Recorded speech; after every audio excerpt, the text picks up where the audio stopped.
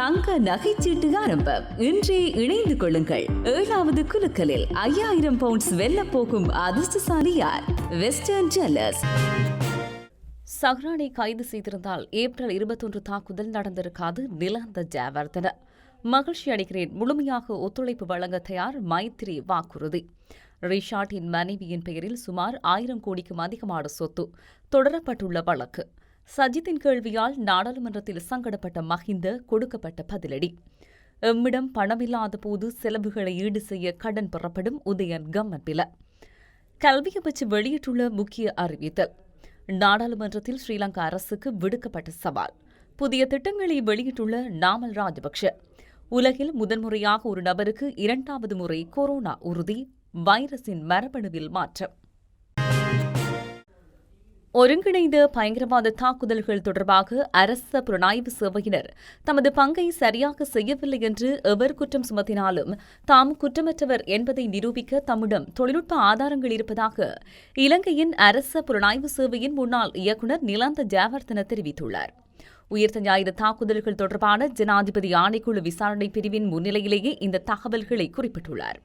2016 முதல் இஸ்லாமிய தீவிரவாதம் தொடர்பான பிரச்சினைகளை குறிப்பாக தேசிய பாதுகாப்பு சபைக்கு தெரிவிக்க அரச புலனாய்வு சேவை நடவடிக்கை எடுத்தது. இந்த நிலையில் பாதுகாப்பு அமைப்புகளில் உள்ள அதிகாரிகள் சஹ்ரான் மற்றும் அவரது தீவிரவாத நடைமுறைகள் பற்றி அறிந்திருக்காவிட்டால் அது ஒரு பிரச்சினை மிக்க விடயமாகும் என்றும் அவர் கூறினார். உயிர்த்த ஞாயிறு தாக்குதலுக்கு முன்னர் அதிகாரிகள் மற்றும் சிறந்த மனிதர்கள் உள்ளிட்டவர்கள் அரச பாதுகாப்பு நிறுவனங்களில் பணியாற்றினர். ஆனால் இப்போது தனியாட்கள் மட்டும் உள்ளனர் என்று ஜெயவர்தன குறிப்பிட்டுள்ளார். சஹ்ரானை கைது செய்ய ஒரு சிறப்பு குழுவை நியமிக்குமாறு அரச புலனாய்வுத்துறையின் இலங்கையின் பாதுகாப்பு சபைக்கு 2018ஆம் ஆண்டு கோரிக்கை விடுத்திருந்தது.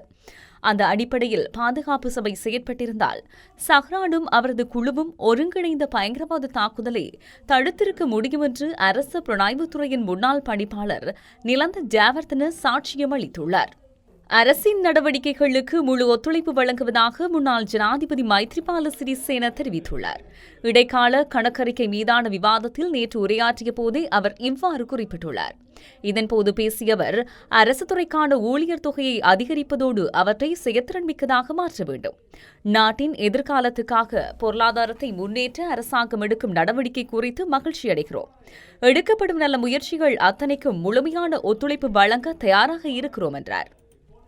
முன்னாள் அமைச்சர் ரிஷாட் பதியுதீனின் மனைவியின் பெயரில் உள்ள சொத்துக்கள் தொடர்பில் வருமான வரி திணைக்களத்துக்கு 17 கோடியே 99 லட்சம் ரூபாய் செலுத்த வேண்டியுள்ளமை தொடர்பில் தேசிய இறைவரி திணைக்களம் வழக்கொன்றை தாக்கல் செய்துள்ளது.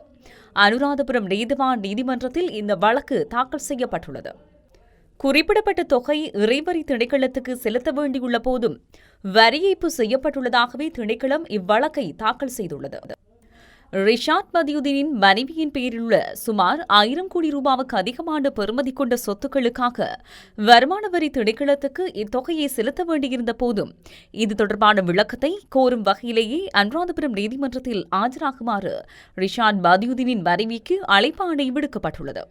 இந்த அழைப்பாணை ரிஷாட் பதியுதீனின் மனைவி வதையும் பௌத்தலோக மாவட்டத்தில் உள்ள அவரது வீட்டில் ஒப்படைக்கப்பட்டுள்ளதாக நீதிமன்ற தகவல்கள் தெரிவிக்கின்றன. கோப் மற்றும் கோபா குழுக்களின் தலைமை பொறுப்புகள் எதிர்க்கட்சி உறுப்பினர்களுக்கே வழங்கப்பட வேண்டும். சம்பிரதாயங்களை கடைபிடிக்கும் அரசாங்கம் என்றால் இவற்றை எமக்கு தாருங்கள் என எதிர்க்கட்சித் தலைவர் சஜித் பிரேமதாச மற்றும் ஐக்கிய மக்கள் சக்தியினர் சபையில் அடம் பிடித்தனர். இதற்கு பதில் தெரிவித்த பிரதமர் மஹிந்த ராஜபக்ஷ, பொது நிறுவனங்கள் தொடர்பிலான நாடாளுமன்ற குழுக்களுக்கான கோப் மற்றும் அரச கணக்காய்வு குழு கோபா ஆகியவற்றின் தலைமை பதவிகள் நாடாளுமன்ற தெரிவுக்குழு உறுப்பினர்களின் பெரும்பான்மை ஆதரவின் மூலமாக தீர்மானிக்கப்படும் என பதிலளித்தார். இந்த குழுக்களின் பதவிகள் தொடர்பில் நாடாளுமன்றில் நேற்று ஒழுங்கு பிரச்சினையொன்றை எழுப்பியிருந்த ஐக்கிய மக்கள் சக்தியின் நாடாளுமன்ற உறுப்பினர் நளின் பண்டார குறித்த பதவிகளை எதிர்க்கட்சிக்கு வழங்க சபாநாயகர் நடவடிக்கை எடுக்க வேண்டும் என கோரிக்கை விடுத்தார். இதற்கு பதிலளித்த சபாநாயகர் நாடாளுமன்ற தெரிவுக்குழுவில் இது தொடர்பில் கலந்துரையாடி தீர்மானிக்கப்படும் என கூறினார். இதன்போது குறுக்கிட்ட எதிர்க்கட்சித் தலைவர் சஜித் பிரேமதாச, கடந்த நாடாளுமன்றத்தில் கோப் மற்றும் கோபா குழுக்களின் தலைமை பதவிகள் எதிர்க்கட்சியினருக்கே வழங்கப்பட்டன. பிரித்தானிய நாடாளுமன்ற சம்பிரதாயமும் இதுதான். அதேபோல் பொதுநலவாய அமைப்பின் உறுப்பினர்கள் என்ற விதத்திலும் இந்த சம்பிரதாயம் தெரிந்திருக்க வேண்டும். இதனை நாம் கடைபிடிக்கின்றோம். அதன் பிரகாரம் கடந்த அரசாங்கம் இவ்வாறு குறித்த பதவிகளை எதிர்க்கட்சியினருக்கே வழங்கியிருந்தது.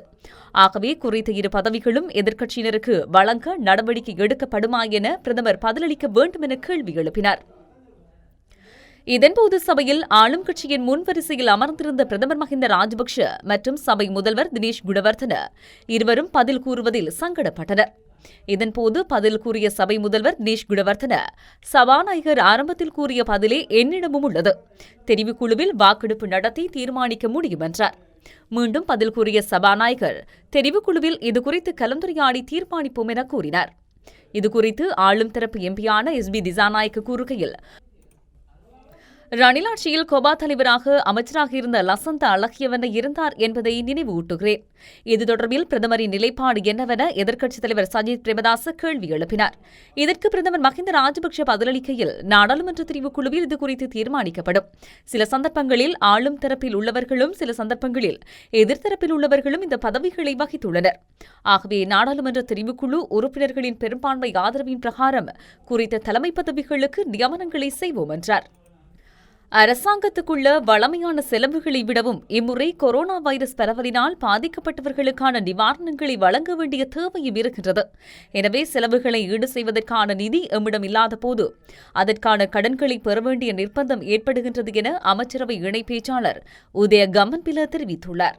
அமைச்சரவை தீர்மானங்களை அறிவிக்கும் செய்தியாளர் சந்திப்பு நேற்று கொழும்பில் உள்ள அரசாங்க தகவல் திணைக்களத்தில் நடைபெற்றது. இவ்வாண்டின் எதிர்வரும் 4 மாத காலத்திற்குரிய செலவினங்களுக்காக அரசாங்கம் சமர்ப்பித்திருக்கும் இடைக்கால கணக்கறிக்கை தொடர்பில் இச்சந்திப்பின் போது கேள்வி எழுப்பப்பட்டது. குறிப்பாக 4 மாத காலத்திற்காக ஒதுக்கப்பட்டுள்ள நிதியில் பெருமளவான தொகையை கடனாக பெறுவதற்கு திட்டமிடப்பட்டிருப்பது பற்றியும் வினவப்பட்டது. இதற்கு பதிலளித்த அமைச்சரவையின் இடைப்பேச்சாளர் உதய கம்மன்பில, எதிர்வரும் 4 மாத காலத்துக்கான இடைக்கால கணக்கறிக்கை என்றாலும் கூட அரசாங்கத்துக்கு பல்வேறு செலவுகள் இருக்கின்றன. அரசு ஊழியர்களுக்கான சம்பள கொடுப்பனவு, அமைச்சுக்களுக்கான நிதி ஒதுக்கீடுகள் என்பவற்றோடு கோவிட்-19 கொரோனா வைரஸ் பரவல் காரணமாக வெகுவாக பாதிக்கப்பட்ட வணிகங்கள் மற்றும் மக்களுக்கான நிவாரணங்களை வழங்க வேண்டிய தேவையும் இருக்கிறது. எமது நாட்டை பொறுத்தவரையில் நேரடி வரி வருமானம் 20% விடவும் குறைவானதாகவே இருக்கிறது. எனவே செலவுகளை ஈடு செய்வதற்கான நிதி எம்மிடம் இல்லாத போது கடன் பெற வேண்டிய தேவை ஏற்படுகின்றது. அந்த கடன்களை எவ்வாறு பெற்றுக்கொள்வது என்பது தொடர்பிலும் உரிய தீர்மானங்கள் எடுக்கப்படும் என கூறினார். 2020ஆம் ஆண்டுக்கான கல்வி பொதுத்தராதர சாதாரண பரீட்சை நடைபெறும் திகதி குறித்த அறிவிப்பு வெளியிடப்பட்டுள்ளது. இதற்கமைய எதிர்வரும் 2021ஆம் ஆண்டு ஜனவரி மாதம் 18ஆம் திகதி முதல் 28ஆம் திகதி வரை கல்வி பொதுத்தராதர சாதாரண பரீட்சை நடாத்தப்படவுள்ளதாக கல்வி அமைச்சு அறிவித்துள்ளது. கல்வி அமைச்சினால் இன்று வெளியிடப்பட்டுள்ள அறிக்கையில் இந்த விடயம் தெரிவிக்கப்பட்டுள்ளது. அத்துடன் 2020ஆம் ஆண்டுக்கான 3ஆம் தவணை பாடசாலை விடுமுறை எதிர்வரும் டிசம்பர் மாதம் 24ஆம் திகதி முதல் 2021ஆம் ஆண்டு ஜனவரி மாதம் 4ஆம் திகதி வரை வழங்கப்படவுள்ளது. கல்வி அமைச்சர் பேராசிரியர் GL பீரிஸ் இந்த தீர்மானத்தினை அறிவித்துள்ளதாக குறித்த அறிக்கையில் தெரிவிக்கப்பட்டுள்ளது. ஒரே நாடு ஒரே சட்டம் என்றால் அரசியல் கைதிகளையும் விடுதலை செய்யுங்கள் என தமிழ் தேசிய கூட்டமைப்பின் மட்டக்களப்பு மாவட்ட நாடாளுமன்ற உறுப்பினர் இரா சாணக்கியன் சபையில் வலியுறுத்தியுள்ளார். இடைக்கால கணக்கறிக்கை மீதான விவாதத்தின் போது நேற்று நாடாளுமன்றில் உரையாற்றிய போதே அவர் இவ்வாறு குறிப்பிட்டுள்ளார். நான் நாடாளுமன்றத்தில் சிங்களத்தில் உரையாற்றுகின்றேன் என்பதற்காக என்னை விமர்சிக்கலாம். ஆனால் விமர்சிப்பவர்கள் விமர்சிக்கட்டும்.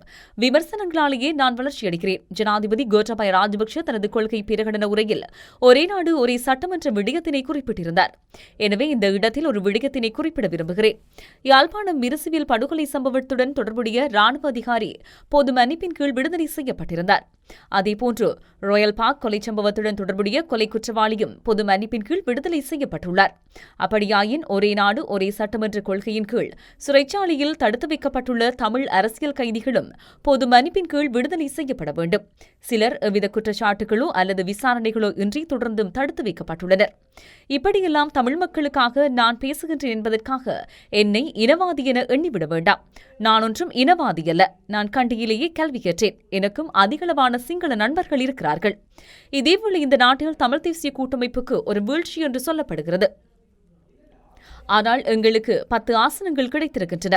உண்மையில் இந்த நாடாளுமன்றத்துக்கு நாம் வருவதற்கான நோக்கமே தமிழ் மக்களுக்கான அரசியல் தீர்வை அடைய வேண்டும் என்பதற்காகவே. எனவே 10 உறுப்பினர்களாகவோ 5 உறுப்பினர்களாகவோ இருந்தாலும் சரி, எமக்கு அரசியல் பிரச்சினைக்கு தீர்வு கிடைக்க வேண்டும். அந்த வகையில் சில நேரம் இந்த அரசாங்கம் புதிய அரசியலமைப்பை உருவாக்கினால் நாம் நாடாளுமன்ற தேர்தலில் போட்டியிட வேண்டிய அவசியமே இருக்காது. மாகாண சபையினூடாக எங்களது வேலை திட்டங்களை செய்யக்கூடியதாக இருக்கும். அந்த வகையில் அரசாங்கத்துக்கு ஆணித்தரமாக ஒரு கோரிக்கையை முன்வைக்கிறேன். இந்த 3/2 பெரும்பான்மையை பயன்படுத்தி இந்த நாட்டுக்கு ஒரு நிரந்தரமான தீர்வை தர வேண்டும் என்றார். சர்வதேச அளவில் வெற்றி பெறும் விளையாட்டு வீரர்களை உருவாக்குவதற்கு பாடசாலை விளையாட்டுகளை மேம்படுத்த வேண்டும் என அமைச்சர் நாமல் ராஜபக்ஷ தெரிவித்துள்ளார். புதிய முறையில் விளையாட்டு பாடசாலைகளை எவ்வாறு உருவாக்குவது மற்றும் பாடசாலையில் விளையாட்டுகளை மேம்படுத்துவதற்கு எவ்வாறான செயற்திட்டங்கள் முன்னெடுப்பது என்பது தொடர்பாக நேற்று கல்வி அமைச்சில் விசேட கலந்துரையாடல் ஒன்று இடம்பெற்றது. குறித்த கலந்துரையாடலில் கல்வி அமைச்சர் GL பீரிஸ், அமைச்சர் நாமல் ராஜபக்ஷ உள்ளிட்ட முக்கிய அதிகாரிகள் சிலர் பங்கேற்றிருந்தனர். இதன்போது கருத்து தெரிவிக்கும் போதே நாமல் ராஜபக்ஷ இவ்வாறு குறிப்பிட்டுள்ளார். குறித்த நிகழ்வில் அவர் மேலும் தெரிவித்ததாவது, திறமையற்றவர்களிடையே திறமையானவர்களை ஊக்குவிப்பதற்கு பதிலாக திறமையானவர்களிடையே திறமையானவர்களை உருவாக்குவதற்கும் தேசிய மட்டத்தை மீறி சர்வதேச அளவில் வெற்றி பெறும் விளையாட்டு வீரர்களை உருவாக்குவதற்கும் பாடசாலை விளையாட்டினை மேம்படுத்த வேண்டும். குறித்த இலக்கினை அடைவதற்காக தற்போது விளையாட்டு பாடசாலைகளின் வசதிகளை மேலும் மேம்படுத்துவதற்கும் ஒவ்வொரு விளையாட்டு பாடசாலையின் முதன்மை தேவைகளை கண்டறிவதனூடாக அவற்றின் தரத்தை மேம்படுத்துவதற்கும் நடவடிக்கை எடுக்கப்படும். இதேவேளை நடைமுறையில் உள்ள விளையாட்டுச் சட்டத்தை மாற்றுவதற்கு ஒரு புதிய சட்டம் அறிமுகப்படுத்தப்படும். குறிக்கோள்கள் மற்றும் செயற்பாடுகளின் அடிப்படையில் மேம்பாட்டு திட்டத்தின்படி விளையாட்டு பாடசாலைகளூடாக நாட்டில் உள்ள பாடசாலை விளையாட்டுகளை மேம்படுத்த நடவடிக்கை எடுக்கப்படும் என குறிப்பிட்டுள்ளார். உலகிலேயே முதன்முறையாக ஒரு நபருக்கு 2 முறை கொரோனா தொற்று ஏற்பட்டுள்ளது உறுதி செய்யப்பட்டுள்ளது. கொரோனாவிலிருந்து மீண்ட ஹாங்காங்கைச் சேர்ந்த 30 வயது ஆணுக்கு 4 மாதங்களின் பின்னர் மீண்டும் தொற்று ஏற்பட்டுள்ளது. இதனை அதிகாரப்பூர்வமாக உறுதி செய்துள்ள ஹாங்காங் பல்கலைக்கழகம் அவரது உடம்பில் தொற்று ஏற்படுத்திய வைரஸின் மரபணுவை ஆய்வு செய்துள்ளது. அதில் முதன்முறையாக தொற்று ஏற்படுத்திய வைரஸ் மற்றும் 2வது முறை தொற்று ஏற்படுத்திய வைரஸில் காணப்படும் மரபணுக்களின் மாற்றங்கள் உள்ளதாக ஹாங்காங் பல்கலைக்கழகம் தெரிவித்துள்ளது. கொரோனா வைரஸ் தாக்குதல் 2வது முறை ஏற்படுவது மிகவும் அபூர்வம் என மருத்துவர்கள் தெரிவிக்கின்றனர். கொரோனாவிலிருந்து மீண்டு வந்தவர்களுக்கு கொரோனாக்கு எதிரான எதிர்ப்பு சக்தி இருக்கும் என்று இதுவரை நம்பப்பட்டது. ஆனால் எத்தனை காலம் எதிர்ப்பு சக்தி இருக்கும் என்று அறுதியிட்டு எந்த நாடும் இதுவரை கூறவில்லை என்றாலும் குறைந்தது 3 முதல் 6 மாதங்கள் வரை எதிர்ப்பு சக்தி உடம்பில் இருக்கும் என நம்பப்பட்டது. அதன் பின்னர் எதிர்ப்பு சக்தி மெல்ல மெல்ல குறையலாம் என கூறப்பட்டது. கொரோனா வைரஸ்கள் மரபணுவில் மாற்றம் செய்து கொள்வதால் ஆண்டுக்கு ஒரு முறை தடுப்பூசி போட்டுக்கொள்ளும் நிலை ஏற்படும் என மருத்துவ நிபுணர்கள் தெரிவிக்கின்றனர். சென்னையில் ஒரு சில நபர்களுக்கு 2வது முறை தொற்று ஏற்பட்டதாக மாநகராட்சி ஆணையர் பிரகாஷ் சில வாரங்களுக்கு முன் தெரிவித்திருந்தார். PCR பரிசோதனையில் வைரஸின் இறந்த செல்கள் உடலில் இருந்தாலும் பாசிட்டிவ் காட்டும் என்பதால் இதுவரை 2வது முறை தொற்று ஏற்பட்டதற்கான அறிவியல் பூர்வமான சான்று இருக்கவில்லை. ஆனால் தற்போது கிடைத்துள்ள ஆதாரத்தின்படி ஒருவருக்கு கொரோனா தொற்று ஏற்பட்டு அதன் மூலம் இயற்கையான எதிர்ப்பு சக்தி கிடைத்தாலும் மீண்டும் தொற்று ஏற்பட வாய்ப்புள்ளதாக தெரிகிறது.